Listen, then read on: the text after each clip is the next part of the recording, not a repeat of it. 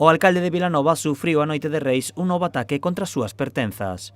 Un ano despois de que unha parella atentara contra a súa vivenda intentando queimala, desta volta o delincuente prendeu lume ao seu vehículo.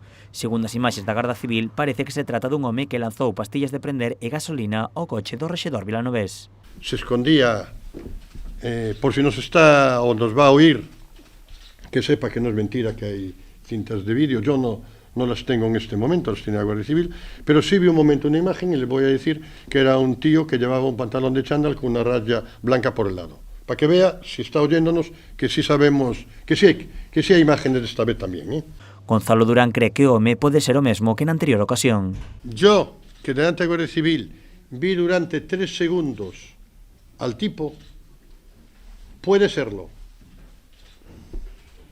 Delgado también, como el otro, puede serlo. Pero repito, 3 segundos, no tengo las imágenes. Apoiado por un gran número de veciños e debido a que a Garda Civil e os xulgados pecharon o caso, Gonzalo Durán adiantou que publicará o venres as imaxes para que toda a vila poida identificar os culpables do atentado na súa vivenda.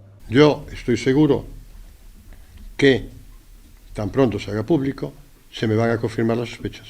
Va a haber gente que va a decir claramente, porque no son de mi entorno inmediato, a mí me parecen, pero estoy seguro que alguien me va a decir, son fulano y mengano, seguramente.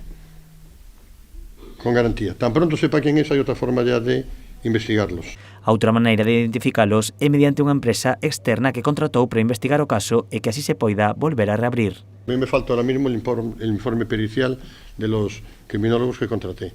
Yo eso lo voy a aportar al juzgado para abrir el caso otra vez. Hombre, para eso los contraté. Si llegan a alguna conclusión, yo lo mando al juzgado. Y si de esto aparece sospecha de otras personas, también declararé en el juzgado que sospecho que son fulano mengano por esto y por esto. Gonzalo Durán recibiu mensaxes de diferentes partidos políticos como mostras de apoio. A pesar diso, Durán mostrou o seu malestar porque membros do Partido Socialista non o apoiasen o ano pasado coa súa denuncia. O vehículo atópase no lugar onde intentaron queimalo con danos na súa parte baixa. O alcalde vilanovés agarda coas imaxes identificar os culpables lamentando que non o fixera antes a Garda Civil.